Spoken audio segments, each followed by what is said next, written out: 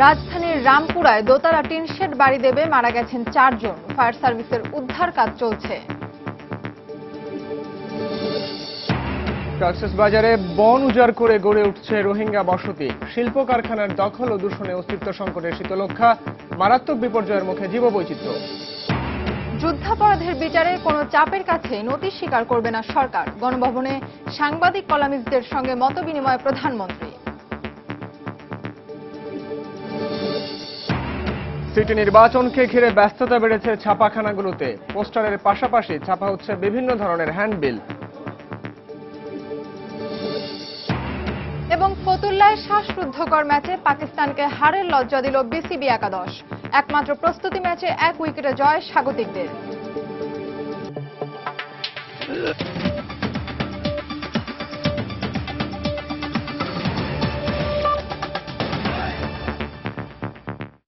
বাংলা সময়ের সঙ্গে আছি আমি সাইফুল রুদ্র এবং আমি ফাহমিদা মৌটুসী।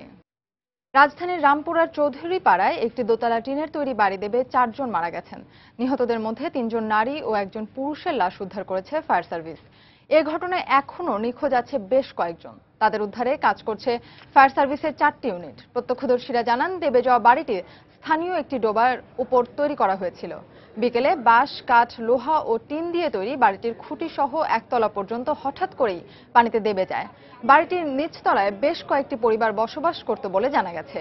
এ ঘটনায় নিহতদের মৃতদেহ ঢাকা মেডিকেল কলেজ হাসপাতালে পাঠানো হয়েছে।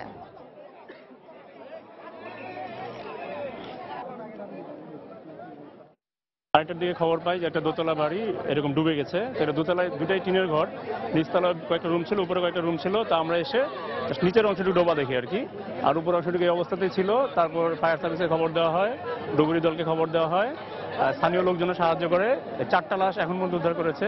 3টা পুরুষ, 1টা মহিলা লাশ উদ্ধার করা হয়েছে। দর্শক, এই মুহূর্তে ঘটনাস্থলে আছেন আমাদের রিপোর্টার ফখরুল শাহিন। আমরা সরাসরি চলে যাচ্ছি সেখানে। শাহিন। রুদ্র, আপনি জানেন যে রাজধানীর রামপুরার চৌধুরী পাড়ায় ঝিলপাড় এলাকায় একটি দুর্ঘটনা ঘটেছে। আজকে বিকেল 4টা নাগাদ যে দুর্ঘটনাটি ঘটেছিল, অর্থাৎ এখানে টিন শেডের 2 তলা বিশিষ্ট একটি বাসা ছিল। সেই বাসার যে নিচতলা সেটি এই ঝিলের মধ্যে, ঝিলপাড়ের উপরে যে বাসাটি ছিল সেই বাসার নিচতলা পানিতে ডুবে গেছে। অর্থাৎ সেই পানির মধ্যে, বাসার মধ্যে যারা ছিল, অসংখ্য পরিবার ছিল, পরিবারের সদস্য সংখ্যা ছিল, তারা অসংখ্য সদস্য ছিল, তারা কিন্তু এই পানির মধ্যে ডুবে গেছে। এবং আপনাকে আর একটু জানিয়ে রাখি যে এই যে বাসাটি, সেখানে আপনার 2 তলা বিশিষ্ট বাসা এবং প্রতি তলায় 20টি করে রুম আছে এবং 20টি করে স্থানীয় জনগণ বলছেন যে 20টি রুমের মধ্যে প্রায় 15 থেকে 16 জন সদস্য, পরিবারের সদস্য এখানে মানে পরিবার 15 থেকে 16টি পরিবার এখানে বসবাস করছেন। অর্থাৎ 2 তলায় আপনার দাঁড়ায় হচ্ছে 30 থেকে 32টি পরিবারের এখানে বসবাস ছিল। অর্থাৎ তারা যে পরিবারগুলো ছিল সেগুলো কিন্তু নিম্ন মধ্যবিত্ত পরিবার, নিম্নবিত্ত পরিবার, রিকশাওয়ালা, খেটে খাওয়া মানুষ, এবং তারাই কিন্তু এখানে বসবাস করছিল। অর্থাৎ 30 থেকে 32টি পরিবারের বসবাস ছিল এখানে। এবং নিচতলায় আপনার 15 থেকে 16টি পরিবার ছিল এবং সেই পরিবারের যে সদস্যগুলো ছিল, কিছু সদস্য তো এই দিনের বেলায় কাজ করতে, অর্থাৎ জীবিকার তাগিদে বাইরে চলে গেছেন। বাইরে চলে যাওয়ার পর পাশাপাশি যারা ছিলেন এখানে, অর্থাৎ দিনের বেলায় যারা এখানে ছিলেন, বাড়ির মধ্যে ছিলেন, বাসার মধ্যে ছিলেন, বাকি সদস্যরা তারা কিন্তু পানির মধ্যে ডুবে গেছেন। এবং অনেকের এখন পর্যন্ত ফায়ার সার্ভিস আমাদেরকে বলেছে এখন পর্যন্ত 5টি লাশ, মৃতদেহ উদ্ধার করতে সক্ষম হয়েছেন তারা, এবং তারা আশঙ্কা করছেন আরও মৃতদেহ এই পানির নিচে ডুবে আছে এবং তাদেরকে উদ্ধার করার জন্য তারা কিন্তু প্রচেষ্টা চালিয়ে যাচ্ছেন। আপনাকে জানিয়ে রাখি যে শুধু ফায়ার সার্ভিস নয়, ফায়ার সার্ভিসের পাশাপাশি স্থানীয় লোকজনও কিন্তু এই ফায়ার সার্ভিসের সঙ্গে সহায়তা করছেন এই উদ্ধার কাজের জন্য। আপনাকে জানিয়ে রাখি যে এটি হচ্ছে রাজধানীর রামপুরার চৌধুরী পাড়ার ঝিলপাড় এলাকা। অর্থাৎ এই যে ঝিলটি আছে এটি হচ্ছে ঝিলপাড় নামে পরিচিত। এই ঝিলের মধ্যেই এখানে আপনার বাসাটি ছিল, স্থাপন করা হয়েছিল এবং স্থানীয় লোকজন বলছেন যে এই বাসাটি প্রভাব খাটিয়ে কিছু প্রভাবশালী ব্যক্তিরা কিন্তু এই বাসাটি তৈরি করেছেন বাড়তি ভাড়া ইনকাম করার জন্য, এবং তারা প্রভাব খাটিয়ে, এটা কোনো বৈধতা নেই তারা বলছেন, স্থানীয় লোকজন বলছেন যে এটার কোনো বৈধতা ছিল না, তারা প্রভাব খাটিয়ে এই ঝিলের উপরে বাসা করেছেন এবং বাসা করে নড়বড় একটি বাসা তৈরি করে কোনো রকম থাকার জায়গা করে নিম্নবিত্ত মানুষদের থাকার জায়গা করে দিয়েছেন এবং তারা এখানে ছিলেন এবং ঝুঁকিপূর্ণ অবস্থায় ছিলেন। তো এখন এই ঝুঁকিপূর্ণ অবস্থায় থাকার কারণেই তাদের কিন্তু এই পরিণতি হলো। রুদ্র, এই ছিল এখানকার সর্বশেষ। দর্শক, রাজধানীর রামপুরার চৌধুরীপাড়া থেকে দেবে যাওয়া টিনের দোতলা বাড়ির সবশেষ দুর্ঘটনার খবর জানাচ্ছিলেন সহকর্মী ফখরুল শাহিন। ফতুল্লায় একমাত্র প্রস্তুতি ম্যাচে পাকিস্তানকে হারালো স্বাগতিকরা। দর্শক, এই মুহূর্তে ফতুল্লার খান সাহেব ওসমান আলী স্টেডিয়ামে আছেন আমাদের রিপোর্টার শায়লা পারভিন। সবশেষ খবর জানতে আমরা এখন সরাসরি চলে যাচ্ছি তার কাছে। শায়লা।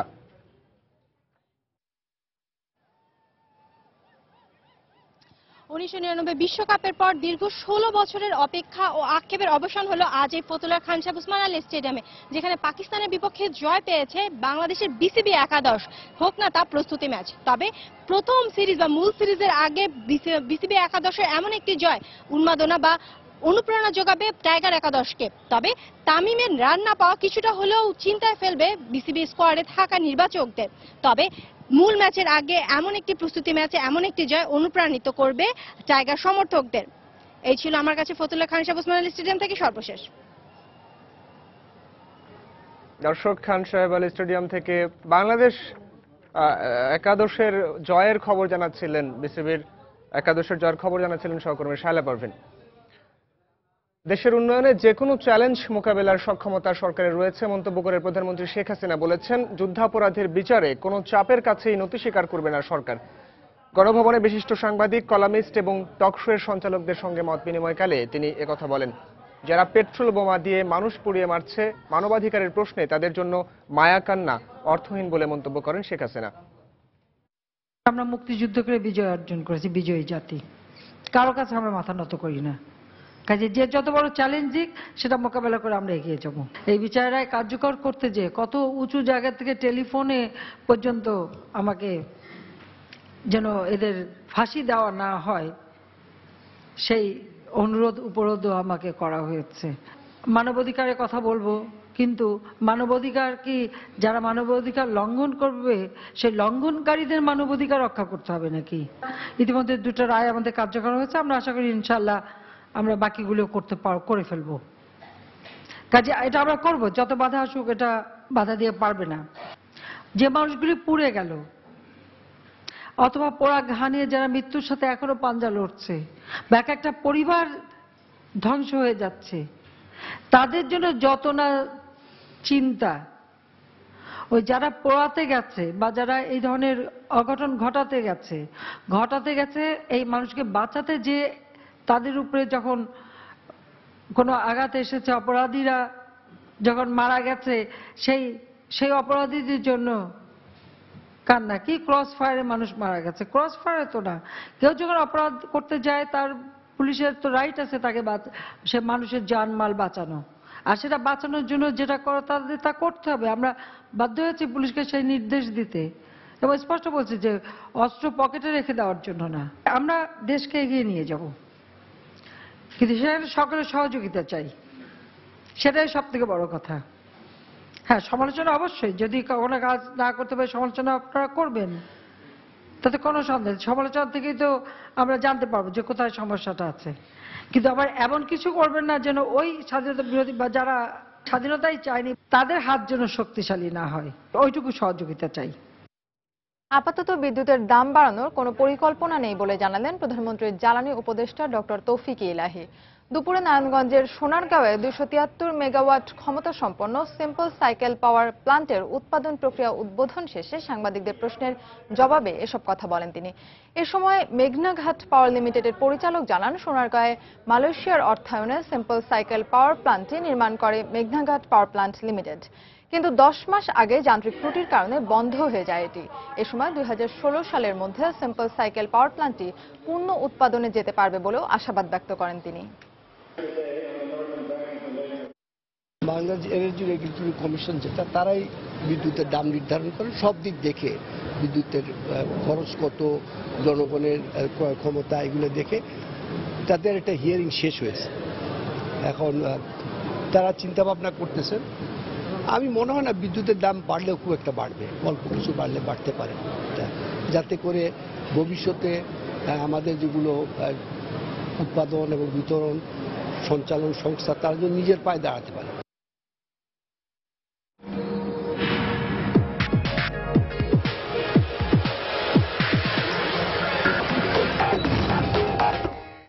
ব্যাপক উৎসাহ উদ্দীপনার মধ্য দিয়ে চট্টগ্রাম সিটি কর্পোরেশন নির্বাচনে আওয়ামী সমর্থিত মেয়র প্রার্থী আজম নাসির উদ্দিন ও বিএনপি সমর্থিত মেয়র প্রার্থী এম মঞ্জুর আলম বিভিন্ন ওয়ার্ডে নির্বাচনী প্রচারণার কাজ করছেন।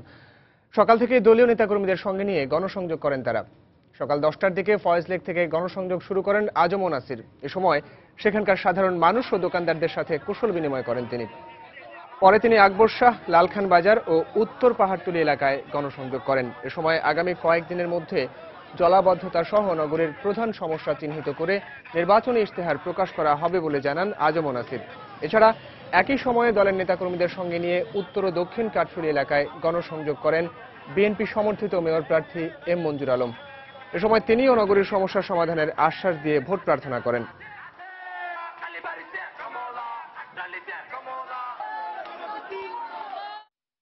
আধুনিক, দৃষ্টিনন্দন, পরিবেশ বান্ধব, দুর্গন্ধমুক্ত, পরিকল্পিত, সন্ত্রাস মাদকমুক্ত এবং সর্বোপরি যেটা প্রধান সমস্যা যে জলবদ্ধমুক্ত একটা আধুনিক শহর আমি উপহার দিব। এটাই বাস্তবমুখী একটি ইস্তেহার করার জন্য আমরা চাই যে অনেক ওয়ার্ডে 1 লক্ষ টাকার কাজের জন্য অনেকে প্রবলেম ফেস করতেছে, অনেক ক্ষেত্রে আবার কোটি টাকার কাজের জন্য প্রবলেম ফেস করতেছে। আমরা সবাইকে প্রাধান্য দিয়ে একটা ইস্তেহার তৈরি করব। জলাবদ্ধতা নিরসনের পাশাপাশি চট্টগ্রামকে মালয়েশিয়ার আদলে আধুনিক নগরী হিসেবে গড়ে তোলার ঘোষণা দিয়েছেন সম্মিলিত নাগরিক ফোরাম সমর্থিত মেয়র প্রার্থী এইচ এম মুজিবুল হক শুকুর। সকালে চট্টগ্রাম প্রেস ক্লাবে আয়োজিত এক সংবাদ সম্মেলনে তিনি এই ঘোষণা দেন। নির্বাচনী ইশতেহার ঘোষণার জন্য এ সংবাদ সম্মেলনের আয়োজন করা হয়। ঘোষিত ইশতেহারে চট্টগ্রামে জলাবদ্ধতা নিরসন, ড্রেনেজ মাস্টার প্ল্যান বাস্তবায়নের প্রতিশ্রুতি দেন তিনি। এছাড়া নগরীর খালগুলোকে অবৈধ দখলমুক্ত করে চট্টগ্রামকে গ্রিন সিটিতে রূপান্তর করারও ঘোষণা দেওয়া হয়। তবে এসব প্রতিশ্রুতি বাস্তবায়নের অর্থ জোগাড় নিয়ে কোনো তথ্য তুলে ধরা হয়নি।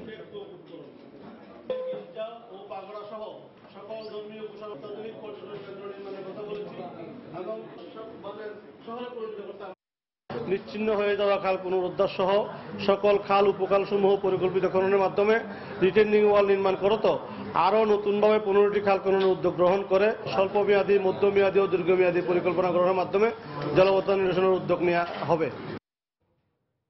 সিটি নির্বাচনকে ঘিরে প্রচারণায় এখন ব্যস্ত প্রার্থীরা। এবারের নির্বাচনে সামাজিক মাধ্যমে প্রচার যোগ করেছে নতুন মাত্রা।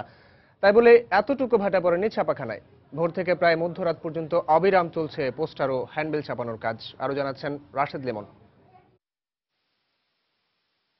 পোস্টার লিফলেটের পাশাপাশি এবারে নির্বাচনী প্রচারে যোগ হয়েছে সামাজিক যোগাযোগ মাধ্যম। ফেসবুক সহ বিভিন্ন মাধ্যমে সরব প্রার্থীরা। ব্যানার ফেস্টুনেও বেড়েছে ডিজিটাল পদ্ধতির ব্যবহার। তুলনামূলক আকর্ষণীয় হওয়ায় হাতে লেখা ব্যানারের পরিবর্তে প্রার্থীরা ঝুঁকছে পিভিসির দিকে। ডিজিটালের প্রাইসটা কমে আসছে বিদায় এখন সচরাচর সবাই ওই হাতের লেখা বন্ধ করে ডিজিটালটা করতেছে। রাজনৈতিক কাজকামের জন্য এখন সবাই ছবি করে, আর ছবি করতে গেলে সম্ভবত ডিজিটালে কাজ করতে হয়। কাপড়ের ব্যানার তো এটা বেশি দিন টিকসই হয় না, আর সুন্দরও দেখা যায় না। যার কারণে ডিজিটাল ব্যানার দেখাটা খুব সুন্দর দেখা যায় এবং বেশি দিন টিকসই হয়। তবে এর কোনো প্রভাব পড়েনি ছাপাখানায়। এদেশে নির্বাচন মানেই যেন কালো সাদার পোস্টার, আর তাই রাতের ঘুম হারাম এসব কর্মীদের। তফসিলের পরে যেন দিনরাত একাকার তাদের। কাজের ফাঁকে নেই ঠিকমতো খাবার সময়ও। তবু যেন ক্লান্তি নেই কারো। 13 বছর পর মহানগরে এই নির্বাচন এখানে এনেছে উৎসবের আমেজ। সামনে তো সিটি নির্বাচন, তো এই মুহূর্তে কাজের ব্যস্ততা একটু বেশি। পোস্টার হচ্ছে, বিভিন্ন লিফলেট বিভিন্ন হচ্ছে। আগে 5টা পর্যন্ত করতাম, এখন নির্বাচনের কারণে কাজের প্রেশার বাড়ছে, 9টা-10টা পর্যন্ত করি। পোস্টারের পাশাপাশি চলছে লিফলেট ও হ্যান্ডবিলের কাজও। বাহারি ঢং আর প্রতিশ্রুতির ফুলঝুরি দিয়ে সাজানো এসব পোস্টার ভোটারদের মন জোগাতে আজকালের মধ্যেই প্রার্থীরা পৌঁছে দেবে অলিগলি থেকে রাজপথে। বসে নেই ভোটাররাও। প্রতিশ্রুতিগুলো পোস্টারের ন্যায় না ঝুরিয়ে রেখে বাস্তবে রূপ দেবে এমন প্রার্থী খুঁজে বের করতেই এখন হিসেব করছেন তারা। রাশেদ লিমন, সময় সংবাদ, ঢাকা। বাংলার সময় আরো থাকছে। নরসিংদীতে কলেজ ছাত্রী সহ সারা দেশে সড়ক দুর্ঘটনায় 8 জন নিহত।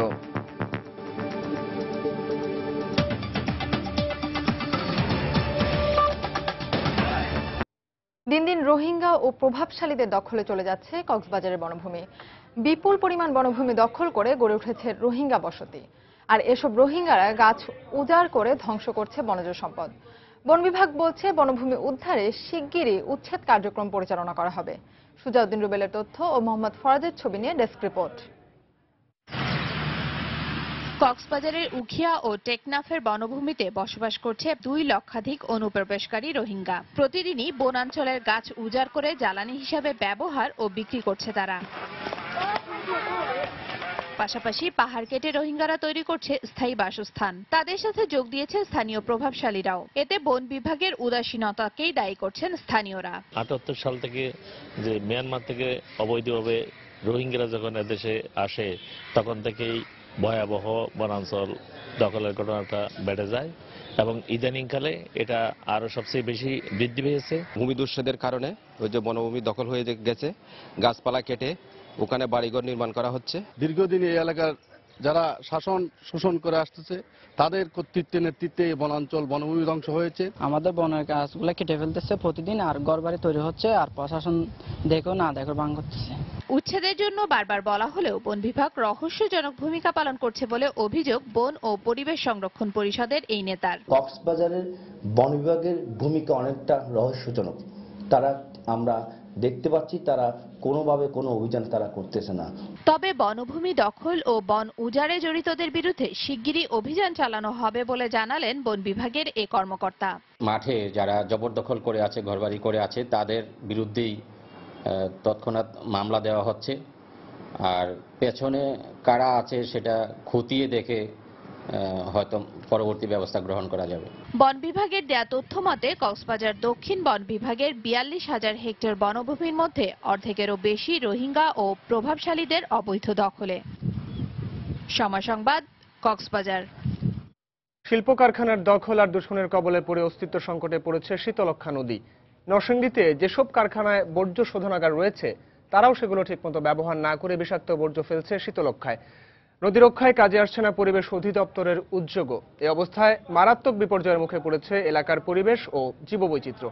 কাউসার আহমেদের ছবি ও আশিকুর রহমান পিয়ালের পাঠানো তথ্য ও ছবি নিয়ে ডেস্ক রিপোর্ট। নরসিংদী জেলার পাশ দিয়ে বয়ে যাওয়া শীতলক্ষ্যা নদীটি একসময় ছিল ব্যবসা বাণিজ্যের মূল চালিকা শক্তি। কিন্তু দীর্ঘদিন ধরে নদীর দুপার গাজীপুর ও নরসিংদীর পলাশ উপজেলায় অবস্থিত বিভিন্ন শিল্প কারখানার বিষাক্ত বর্জ্য সরাসরি ফেলা হচ্ছে নদীতে। লাল রঙের বিষাক্ত পানি সরাসরি নদীতে ফেলছে ক্যাপিটাল পেপার অ্যান্ড পাল্প সহ নদী পাড়ের বৃহৎ শিল্প প্রতিষ্ঠানগুলো। এসব বর্জ্যের প্রভাবে শীতলক্ষ্যা নদীর পানি কোথাও লাল, কোথাও আবার ধারণ করেছে কালচে বর্ণ। এতে বিপন্ন হয়ে পড়েছে নদীতে জীববৈচিত্র্যের অস্তিত্ব। রঙের পানি, বাথরুমের ময়লা যত কিছু আছে সব শুধুই নদী। এই বর্জ্যের কারণে পানি দূষিত হয়ে যায়, কালো হয়ে যায়। আগের মতো মাছও পাওয়া যায় না, আর পানিগুলো মারাত্মকভাবে দূষিত। শামুক, মাছ যত কিছু আছে সব নষ্ট হয়ে যায়। খুব সুন্দর ছিল, টলটল করতো, এই জন্য নাই তো আমরা ফসা জলে স্নান করতেছি। বিষাক্ত বর্জ্য নিক্ষেপ করে শীতলক্ষ্যা নদী দূষণের অভিযোগ অনেকটা স্বীকারও করলেন ক্যাপিটাল পেপার অ্যান্ড পাল্প ইন্ডাস্ট্রিজের এই কর্মকর্তা। এখানে শীতলক্ষ্যায় তো অনেকেই পানি ছাড়ে, আমাদেরও একটা প্রশ্ন, যেটা আমরা অস্বীকার করার কিছু নেই, আমরা না ছেড়ে পারি না। তবে হ্যাঁ, আমরা স্টেপ নিচ্ছি যাতে এগুলো যত মিনিমাম ছেড়ে দেওয়া সম্ভব। পরিবেশ অধিদপ্তর বলছে নদী দূষণের দায়ে শীতলক্ষ্যার পাড়ের বিভিন্ন শিল্প প্রতিষ্ঠানকে জরিমানা করার পরও ঠেকানো যাচ্ছে না নদী দূষণ। ব্যবসায়ী বা যারা এই শিল্প প্রতিষ্ঠানের মালিক তাদের সততার অভাব। তারা হয়তো রাতের অন্ধকারে এই টিভিটা নিজের কিছু অর্থ সাশ্রয়ের জন্য এই টিভিটা কার্যকরভাবে চালু রাখে না এবং নদীকে দূষণ করে যাচ্ছে। শীতলক্ষ্যা নদী তীরের নরসিংদী অংশে 15টি বৃহৎ শিল্প কারখানা রয়েছে। সময় সংবাদ, নরসিংদী। রাজধানীর মালিবাগ চৌধুরীপাড়ায় দোতলা টিন শেড বাড়ি দেবে মারা গেছেন 7 জন। দর্শক এই মুহূর্তে ঘটনাস্থলে আছেন আমাদের রিপোর্টার তাফসির বাবু। আমরা সরাসরি চলে যাচ্ছি সেখানে। বাবু,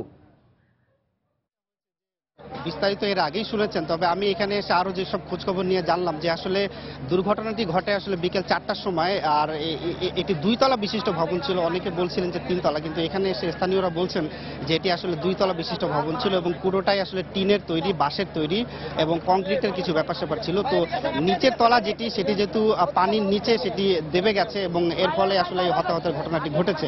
তো খোঁজ নিয়ে আমরা যেটি জানতে পারছি যে এখানে এই 2 তলা যে অবকাঠামোটি ছিল সেখানে এখানে মোট 20 থেকে 22টি ঘর ছিল এবং প্রত্যেকটা ঘরে 4 থেকে 5 জন করে মানুষ এখানে থাকতেন এবং এদের বেশিরভাগই আসলে গার্মেন্টস কর্মী কিংবা আশেপাশের বিভিন্ন যেসব বাজার রয়েছে সেগুলোতে তারা ব্যবসা বাণিজ্য করতেন কিংবা ছোটখাটো ব্যবসা করতেন।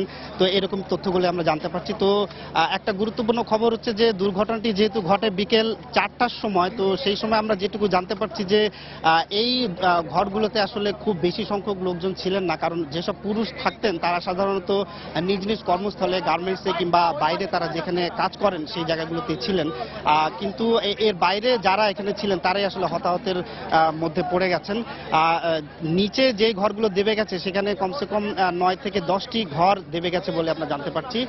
আর এটা আসলে যেহেতু একটি ঝিল, অনেক পুরনো ঝিল, এই ঝিলের উপরে আসলে অবৈধভাবে এই স্থাপনাগুলো নির্মাণ হয়েছিল। সেখানে আমরা যে তথ্যগুলো পাচ্ছি যে এখানে বাঁশের তৈরি কাঠামো ব্যবহার করা হয়েছিল, আর ভিত্তি হিসেবে এখানে কংক্রিটের যেসব পিলার থাকে সেই পিলারগুলোর উপরে বাঁশের এবং রডের একটা অবকাঠামো তৈরি করে টিনের এই ঘরগুলো তৈরি করা হয়েছিল। এবং এর মধ্যে নিচের তলাটি কোনো একটা কারণে হয়তো নিচের ঘরগুলো আসলে একসাথে নিচের মধ্যে ডুবে গেছে এবং যার ফলে আসলে হতাহতের ঘটনা ঘটছে। তো কিছুক্ষণ আগে আমরা ফায়ার সার্ভিস এবং পুলিশ কর্মকর্তাদের সাথে কথা বলেছিলাম। তারা এই 3-4 মিনিট আগে আমাদেরকে জানাচ্ছিলেন যে এখনো পর্যন্ত তারা 7 জনের মৃতদেহ এখান থেকে উদ্ধার করেছেন। এদের মধ্যে 4 জন পুরুষ এবং 3 জন নারী। তো এই 7 জনের মৃতদেহ তারা এখান থেকে উদ্ধার করেছেন। এখনো পর্যন্ত তারা আরো চেষ্টা করছেন যে নিচে আসলে কেউ এখনো আটকা পড়ে আছেন কিনা, ডুবে আছেন কিনা, সেগুলো লাশ উদ্ধারের জন্য তারা চেষ্টা করছেন। আর আহত এখন থেকে 10 থেকে 12 জনের মতো আহত ছিল, তাদেরকে বিভিন্ন হাসপাতালে, আশেপাশের হাসপাতাল কিংবা ঢাকা মেডিকেল কলেজ হাসপাতালে বিভিন্নভাবে স্থানীয়রা পাঠিয়ে দিয়েছেন।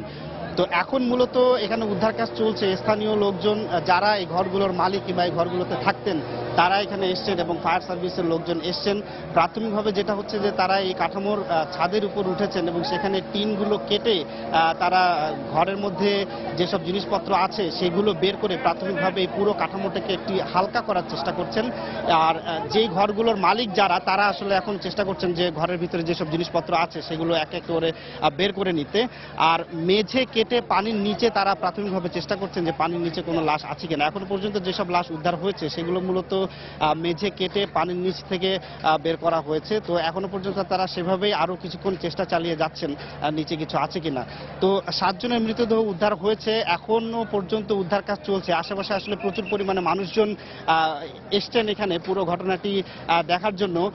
আর এখানে আসলে যোগাযোগ ব্যবস্থাটাও একটু দুর্বল, কারণ বুঝতে পারছেন যে যেহেতু ঝিলের উপর কাঠামো এবং এই পানি পেরিয়ে এই কাঠামোতে যেতে আসলে একটা বাঁশের সাঁকো মতন ব্যবহার করা হয়েছে। এই সাঁকোটিও যথেষ্ট দুর্বল। এই সাঁকোর উপর দিয়েই মূলত এখানকার বাসিন্দারা এই কাঠামোটিতে যেতেন এবং ঘরগুলোতে থাকতেন, টিনের এই ঘরগুলোতে।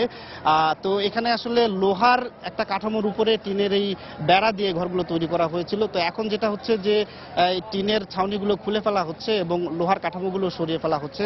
তবে উদ্ধার কাজ কতক্ষণ চলবে সেটি আসলে এখনো পর্যন্ত বলা যাচ্ছে না, কারণ পুরো স্থাপনাটি খুব সম্ভবত এখান থেকে অপসারণের চেষ্টা করবেন। কারণ আপনি জানেন যে এই ধরনের স্থাপনাগুলো থাকলে এগুলো উচ্ছেদ করা খুব একটা সহজ হয় না বিভিন্ন কারণে। তো এখন যেহেতু দুর্ঘটনা ঘটে গেছে, হয়তো সাথে সাথে পুলিশ এবং ফায়ার সার্ভিস যারা রয়েছেন তারা হয়তো উদ্ধার কাজের সাথে সাথে স্থাপনাটাও এখান থেকে সরিয়ে দেওয়ার চেষ্টা করবেন। আর ফায়ার সার্ভিসের এখানে বেশ কয়েকটি ইউনিট এসছে, তারা আসলে এখনো পর্যন্ত বলা যায় যে হাতেই কাজ করছেন এবং কিছু গ্রিল কাটার কিংবা কংক্রিট কাটার যন্ত্রপাতি তারা ব্যবহার করছেন এখানে উদ্ধার কাজ চালানোর জন্য এবং এভাবে উদ্ধার কাজটি চালানো হচ্ছে। তো আমরা আসলে এখানে আইন শৃঙ্খলা বাহিনীর যেসব কর্মকর্তা আছে তাদেরকে বলেছিলাম যে এই জায়গাটি আসলে কার মালিকানায়, কারণ স্থানীয় ব্যক্তিরা কিন্তু বলছিলেন যে এই জায়গাটি আসলে সরকারি, তারা বলছিলেন যে এটি কোনো ব্যক্তি মালিকানার জায়গা না। কিন্তু এর মধ্যে আসলে এভাবে যে দুর্বল কাঠামোগুলো গড়ে উঠলো ঝুঁকিপূর্ণভাবে, সেই বিষয়ে আমরা পুলিশ কর্মকর্তাদের জিজ্ঞেস করেছিলাম। তো তারা যেটি আমাদেরকে জানিয়েছিলেন যে এই জায়গাটির মালিককে সেটি আসলে বলার ইখতিয়ার তারা রাখেন না, এরকমটি আমাদেরকে জানিয়েছেন। এবং তারা বলছেন যে আসলে সুস্পষ্টভাবে এর মালিককে তারা এই বিষয়ে এখনো পর্যন্ত জানেন না। তো যেটাই হোক, পুরো ঘটনা এখন পর্যন্ত হয়তো বের করার চেষ্টা হচ্ছে যে জায়গাটির মালিক কারা, তাদেরকে বের করার চেষ্টা হচ্ছে। তো এখন পর্যন্ত যেটা হচ্ছে যে ঘরগুলোর মালিক যারা তারা এখানে এসে নিজ নিজ যন্ত্রপাতিগুলো সরিয়ে নিচ্ছেন, কিন্তু আতঙ্কজনক ব্যাপার হচ্ছে যে নিচের ঘরগুলোতে কতজন মানুষ ছিলেন এবং কতজন মানুষ আসলে পানির নিচে তলিয়ে গেছেন এই বিষয়টি কিন্তু এখনো পর্যন্ত কেউই স্পষ্ট করতে পারছেন না।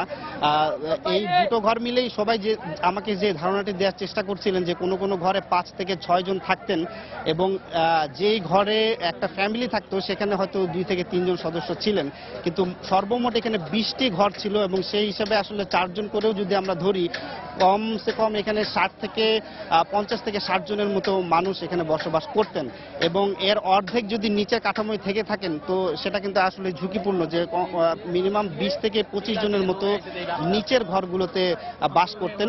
তবে যেটি আগেই বলেছিলাম যে যেহেতু দিনের বেলা বিকেল বেলা এই দুর্ঘটনাটি ঘটেছিল, যার ফলে আসলে একটা সৌভাগ্যের ব্যাপারও বলা যায়, কারণ বিকেল বেলা আসলে অধিকাংশ পুরুষ এখানকার লোকজন যেটা বলছেন যে তারা কাজের জন্য বাইরে ছিলেন, তো যার কারণে বলা যাচ্ছে যে হয়তো হতাহতের ঘটনা আমরা যেটা জানতে পেরেছি এর থেকে হয়তো খুব একটা বেশি যে বাড়বে এরকমটা নাও হতে পারে।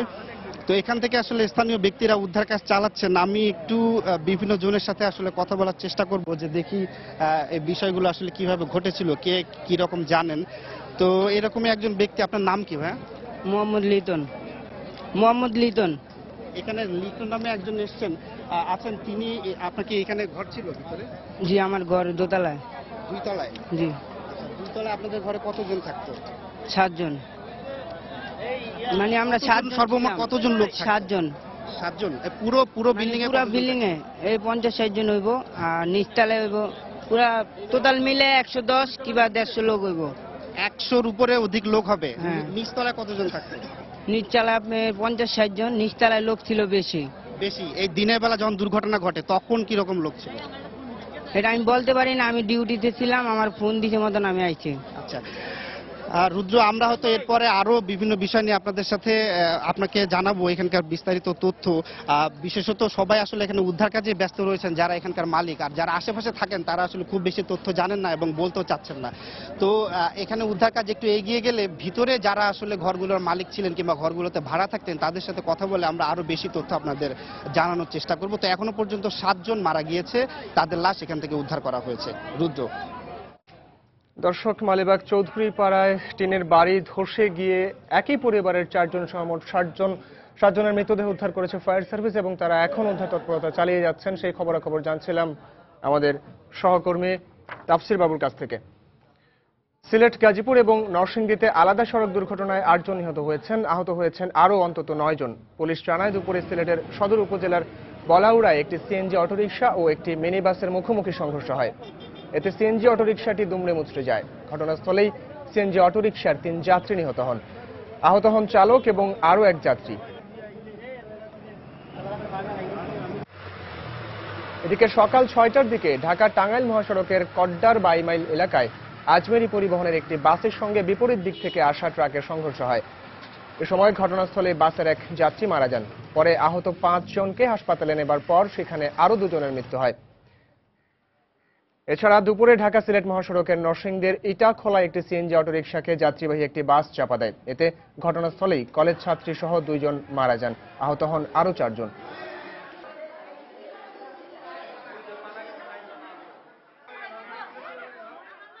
সন্ত্রাস, নাশকতা ও জঙ্গিবাদ দমনে পুলিশ সবসময় সোচ্চার ছিল এবং ভবিষ্যতেও থাকবে বলে জানিয়েছেন রংপুর রেঞ্জের ডিআইজি হুমায়ুন কবির। গাইবান্ধায় পুলিশের বার্ষিক ক্রীড়া প্রতিযোগিতার উদ্বোধন শেষে সাংবাদিকদের একথা বলেন তিনি। মানুষের জানমালের হেফাজত করার জন্য দেশের উন্নয়ন যারা ব্যাহত করবে এই ধরনের নাশকতাকারী বা জঙ্গিবাদের বিরুদ্ধে সবসময় পুলিশ সোচ্চার ছিল, এখনো আছে, ভবিষ্যতে থাকবে। কাজে এই ব্যাপারে পুলিশের কোনো ধরনের শিথিলতা বা কোনো ধরনের মনোবলের ঘাটতি হবে না এবং আগামী দিনগুলোতে অত্যন্ত সাহসিকতার সহিত অত্যন্ত দৃঢ় মনোবল নেয়া যে কোনো ধরনের নাশকতা বা জঙ্গিবাদের অপচেষ্টাকে পুলিশ প্রতিহত করবে। হরতাল অবরোধে নাশকতা সৃষ্টিকারীদের আইনের আওতায় না আনা পর্যন্ত যৌথ বাহিনীর অভিযানে বিজেপি মাঠে থাকবে বলে জানিয়েছে বিজেপির মহাপরিচালক মেজর জেনারেল আজিজ আহমেদ। দুপুরে সিরাজগঞ্জ সার্কিট হাউসে বিজেপির সদস্যদের সঙ্গে এক মত বিনিময় সভা শেষে সাংবাদিকদের একথা বলেন তিনি। প্রত্যাহার হয়েছে, হরতাল বন্ধ হয়েছে, কিন্তু যে নাশকতা চালানো হয়েছে, যারা বলে এই নাশকতার সাথে জড়িত ছিল তারা সন্ত্রাসী। যতদিন পর্যন্ত তাকে আইনের হাতে তুলে দেওয়া না হবে ততদিন পর্যন্ত তার বিরুদ্ধে হলো আমাদের জয়েন্ট অপারেশন অব্যাহত থাকবে। সেটা যদি আগামী 3 মাস লাগে, আগামী 6 মাস লাগে, আমাদের সেটা বন্ধ হবে। দর্শক, দেশের বিভিন্ন স্থানে আজও চলছে বৈশাখী মেলা, সাংস্কৃতিক অনুষ্ঠান সহ নানা আয়োজন। এই মুহূর্তে সিলেটে রয়েছেন আব্দুল আহাদ এবং বরিশালে ফেরদৌস সোহাগ। সেখানকার আয়োজনের খবর জানতে সরাসরি চলে যাব তাদের কাছে। প্রথমে যাব সিলেটে আহাদের কাছে। আহাদ, সিলেটে বৈশাখী আয়োজনের কি খবর আছে আপনার কাছে? ধন্যবাদ ফাহমিদা। আপনি যেটা বলছিলেন যে বাঙালির প্রাণের উৎসব পয়লা বৈশাখ গতকাল যেটা চলে গেছে, এবং এই পয়লা বৈশাখ উপলক্ষে সিলেটে শুরু হয়েছে 15 দিন ব্যাপী বৈশাখী মেলা শুরু হয়েছে, এবং এই মেলার গতকাল উদ্বোধন হয়েছে এবং আজকে মেলার দ্বিতীয় দিন। এবং এই মেলা উপলক্ষে আপনারা যারা দেখতেই পাচ্ছেন যে সিলেটের এই কিন ব্রিজের সামনে আমি যেখানে দাঁড়িয়ে আছি, এখানে বিপুল পরিমাণ হাজার হাজার মানুষ বলা যায় যে তাদের ঢল নেমেছে এই মেলায়। আসলে এই কিন ব্রিজে প্রতিদিনই সন্ধ্যার পর সিলেটের যে মানুষ আছে তারা এখানে কিছুটা সময় কাটাতে আসে, এবং তারা সিলেটের যে কিন ব্রিজের পরিবেশটা অনেক ভালো, যে কারণে মানুষ এখানে ঘুরতে আসে, এবং এই জায়গায় এই মেলার আয়োজন করা হয়েছে। এবং এই মেলাতে আপনারা যেটা দেখতে পাচ্ছেন যে বাংলার যে লোকজ যে পণ্যগুলো রয়েছে সেগুলো পসরা সাজিয়ে রেখেছেন ব্যবসায়ীরা, এবং তার পাশাপাশি যে লোকজ যে কিছু খাবার রয়েছে সেই খাবারগুলো তারা কিনে নিয়ে যাচ্ছেন। তো ফাহমিদা, আমি এখন কথা বলবো একজন দর্শনার্থীর সাথে যে সেই মেলায় এসেছে এবং মেলা কেনাকাটা করছে। আচ্ছা, আপনি কখন থেকে এই মেলায় আছেন এবং কি কি আপনার ভালো লেগেছে একটু বলেন। এই দুপুর থেকে আছি, বিশেষ করে আগে এখানে আড্ডার একটা জায়গা ছিল, এবং মেলা বসায় আমরা অনেক আনন্দিত, আরো এক্সট্রা একটা বিনোদন পাচ্ছি, আরো 13 দিন পাবো। তো অনেক ধন্যবাদ যারা কর্তৃপক্ষকে। আর খাবার কাটা গাজা বা কই বা বাচ্চাদের জন্য খেলনা অনেক। আপনাকে ফাহমিদা, আপনি যেটা শুনলেন যে আসলে মানুষ এই জায়গায় প্রতিদিন সন্ধ্যার পর আড্ডা দিত, কিন্তু এই জায়গায় যে মেলা বসেছে এবং যে বাংলার যে ঐতিহ্যবাহী যে খাবারগুলো রয়েছে, খই, মুড়ি, নিমকি, এই খাবারগুলো তারা কিনে নিয়ে যাচ্ছেন, এবং যে পাতিল রয়েছে, হাঁড়ি, কলসি, এগুলো তারা কিনে নিয়ে যাচ্ছেন। তো ফাহমিদা, এই ছিল আমার কাছে সিলেটের যে বৈশাখী মেলা তার সর্বশেষ খবর। ফাহমিদা। বৈশাখী আয়োজনের খবর জানাচ্ছিলেন আমাদের রিপোর্টার আব্দুল আহাদ। বৈশাখী আয়োজনের আরো খবর জানাতে বরিশালে আছেন আমাদের সহকর্মী ফেরদৌস সোহাগ। সরাসরি চলে যাচ্ছি তার কাছে। সোহাগ,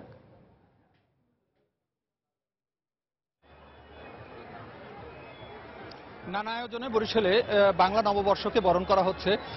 এর মধ্যে একটি গুরুত্বপূর্ণ একটা বিষয় হচ্ছে, এটা হচ্ছে বৈশাখী মেলা। আমরা এই মুহূর্তে দাঁড়িয়ে আছি বরিশালের ঐতিহ্যবাহী উদীচী বৈশাখী মেলায়। 33 বছর যাবৎ উদীচী বৈশাখী মেলার আয়োজন করে থাকে। এখানে বরিশাল নাটকও এই মেলার সাথে সংযুক্ত আছে। আমরা একটা জিনিস বলতে চাই যে এই বৈশাখী মেলায় কিন্তু সাংস্কৃতিক অনুষ্ঠানেরও আয়োজন করা হয়ে থাকে, আর কিছুক্ষণ পর শুরু হবে বৈশাখী মেলায় সাংস্কৃতিক অনুষ্ঠান। এখানে যেটা আমরা দেখেছি যে প্রচুর দর্শকের সমাগম হয়েছে। আজকে মেলার দ্বিতীয় দিন, সকাল থেকেই মেলায় লোকজন থাকে, তবে বিশেষ করে বিকেল 4টার পর থেকে রাত 10টা পর্যন্ত কিন্তু বৈশাখী মেলায় প্রচুর লোক সমাগম হয়ে থাকে। এখানে শতাধিক স্টল করা হয়েছে। সেই স্টলে কিন্তু আমরা দেখতে পেয়েছি যে সেই স্টলের কিন্তু নানান ধরনের দ্রব্য সামগ্রী বেচাকেনা করা হচ্ছে। প্রচুর লোক সমাগম। বিকেল থেকে যারা এসেছেন তারা কিন্তু এখন একটা জিনিস উপভোগ করবেন, সেটা হচ্ছে ঐতিহ্যবাহী লাঠি খেলা। আমরা যেটা দেখেছি যে কিছুক্ষণের মধ্যে শুরু হবে লাঠি খেলা। মাগরিবের আজানের বিরতির জন্য লাঠি খেলাটি আপাতত স্থগিত করা হয়েছে, কিছুক্ষণের মধ্যে শুরু হবে। তো এই লাঠি খেলা একতা সংঘ এখানে অংশগ্রহণ করেছে। এই ছিল মোটামুটি বরিশালের বৈশাখী মেলার খবরাখবর। আমরা এখন ফিরছি স্টুডিওতে। মৌটুসি। দর্শক, আজও দেশের বিভিন্ন স্থানে চলছে বৈশাখের আয়োজন। এ সম্পর্কে জানাতে সিলেট এবং বরিশাল থেকে আমাদের সঙ্গে ছিলেন রিপোর্টার আব্দুল আহাদ এবং ফেরদৌস সোহাগ। এ পর্যায়ে শীর্ষ সংবাদ জানিয়ে দিচ্ছি আরেকবার। রাজধানীর মালিবাগে দোতলা টিন শেড বাড়ি দেবে মারা গেছেন 7 জন। ফায়ার সার্ভিসের উদ্ধার কাজ চলছে। কক্সবাজারে বন উজাড় করে গড়ে উঠেছে রোহিঙ্গা বসতি। শিল্প কারখানার দখল ও দূষণে অস্তিত্ব সংকটে শীতলক্ষা, মারাত্মক বিপর্যয়ের মুখে জীববৈচিত্র্য। যুদ্ধাপরাধের বিচারে কোনো চাপের কাছে নতি স্বীকার করবে না সরকার। গণভবনে সাংবাদিক কলামিস্টদের সঙ্গে মতবিনিময় প্রধানমন্ত্রী। সিটি নির্বাচনকে ঘিরে ব্যস্ততা বেড়েছে ছাপাখানাগুলোতে। পোস্টারের পাশাপাশি ছাপা হচ্ছে বিভিন্ন ধরনের হ্যান্ডবিল। এবং ফতুল্লায় শ্বাসরুদ্ধকর ম্যাচে পাকিস্তানকে হারের লজ্জা দিল বিসিবি একাদশ। একমাত্র প্রস্তুতি ম্যাচে 1 উইকেটে জয় স্বাগতিকদের। দর্শক, এই ছিল বাংলার সময়। যে কোনো খবর পেতে ভিজিট করুন সময়নিউজ.tv। এছাড়া এইমাত্র পাওয়া খবর আপনার মোবাইলে পেতে SMS করুন *BN লিখে পাঠিয়ে দিন 16242 নম্বরে। সঙ্গে থাকুন সময়।